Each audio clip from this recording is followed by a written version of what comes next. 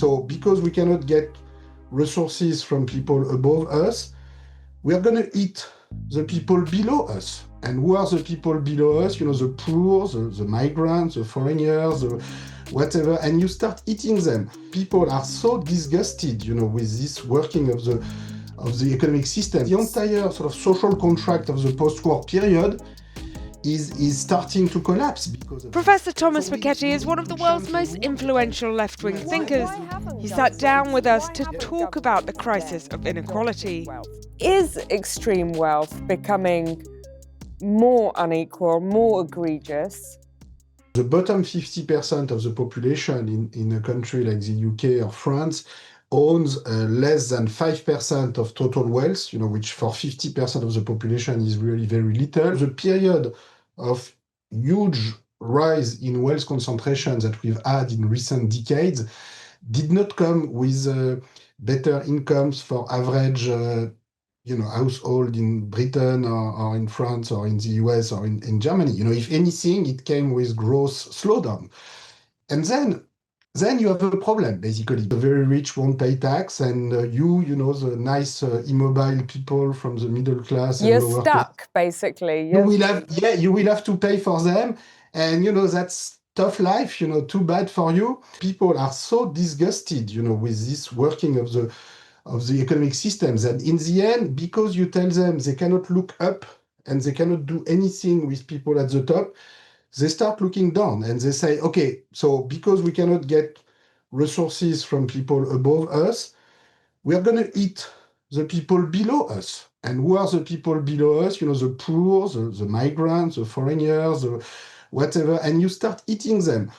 And, that's not going to solve the problem of the middle class. So at the end of the day, this is a situation that is just not sustainable. So we have to change the discourse, and I think we have to return to a narrative where, okay, redistribution is always complicated. It has always been, in history, when we reduced inequality, it has always been big social struggles, political fight, but you cannot decide from the beginning that this is impossible. Otherwise, you're stuck in a very bad political situation, which is what we have today.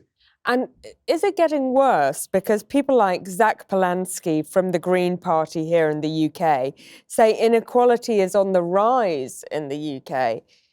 Is it on the rise? Is it getting worse? No. I mean, look at, I was seeing prices for top properties in London. Who can pay that with normal wage? You know that this is going up. You know that there's a concentration of wealth at the top. The billions are very visible. I think everybody can see them. The problem is that our political leaders are sort of stuck in a situation where they have been saying for so long that there's nothing we can do about it. In your report, you talk about wealth taxes. You propose a wealth tax. Why is it that mainstream politicians seem to be so hesitant about it? Because they are stuck in a set of international treaties and they cannot think the world without this. But, the good news is that the world existed before these treaties and will keep existing in the future. But why? You need to have rules. You need to have rules. Yeah. So, what you cannot do, you cannot build your wealth using the public infrastructure of Britain, the school systems, the health systems, the roads, the train, all the public infrastructure. And then when you don't need them anymore, you just click on a button, transfer your assets somewhere else and say, bye-bye, I'm gone. That's just, you cannot, if you organize a society like this, where you give the possibility to a minority to basically choose for themselves how much they want to pay in tax, what's going to happen to the rest of society? And the entire sort of social contract of the post-war period is starting to collapse because of this. So we need to change the rules, and at the end why of the haven't day, governments governments then adopted wealth taxes? Why is it so difficult for governments to make that decision?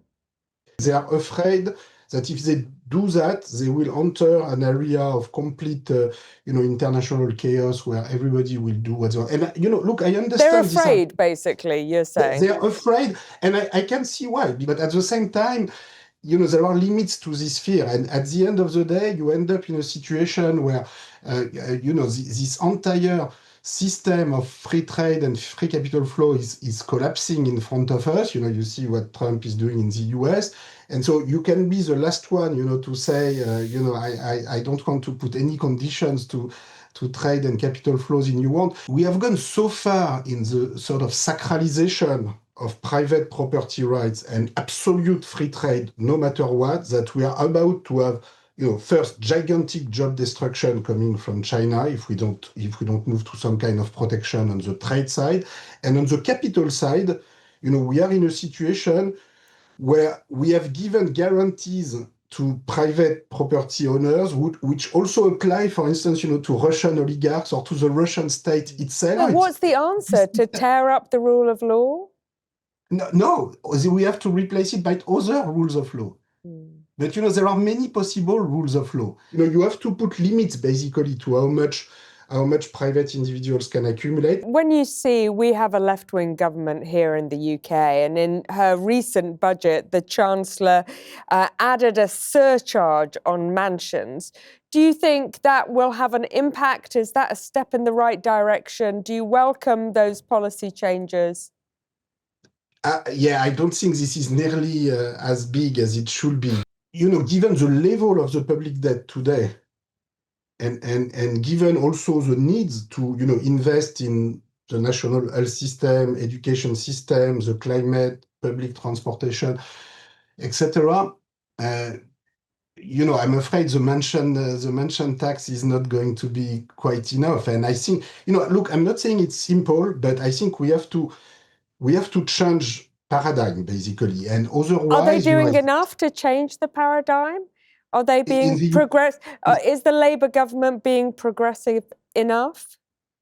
No, I don't think so. I think they have to turn, in my view, to much more redistribution and much more radical change in economic and fiscal paradigm. Otherwise there's a risk that they destroy the Labour Party even more efficiently than François Hollande destroyed the Socialist Party in my own country, in France. But if you do the same policy when you're in power as the sort of pro-business right-wing parties, and the entire political system collapses in a way, because then people feel that there's no real change. Here in the UK, there's been lots of debate, lots of controversy about inheritance tax.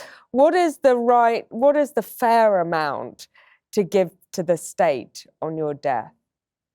Well, that depends on the level of your wealth. I think for most people, the inheritance tax, should be very small or zero.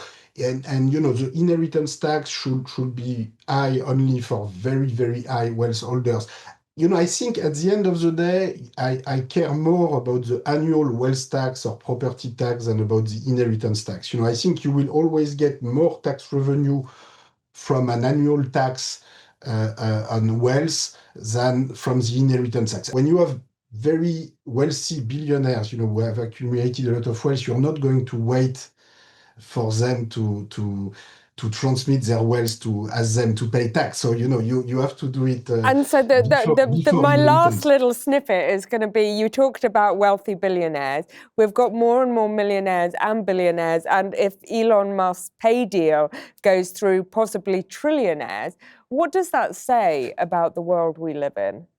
Well, this says we have to change this. Look, 20 years ago, Bill Gates, had only 20 or 30 billion euro, and okay to have rich people and poor people, to some extent, but everything needs to rise, more or less at the same speed. But if you have some people at the top who are going up at a speed that has nothing to do, I think you don't need to be a mathematical genius to realize that this simply cannot continue. Now, there's a very simple solution, which is progressive taxation, with tax rate going, if necessary, to 80, 90, 95%. This was already applied in the past. And if you revisit this experience, quietly, with historical evidence, I think the conclusion is that this worked pretty well, and we can do even better in the future. So it's very difficult to have a quiet discussion about taxation because people get very excited very quickly. But if you look at the historical evidence, as quietly as possible,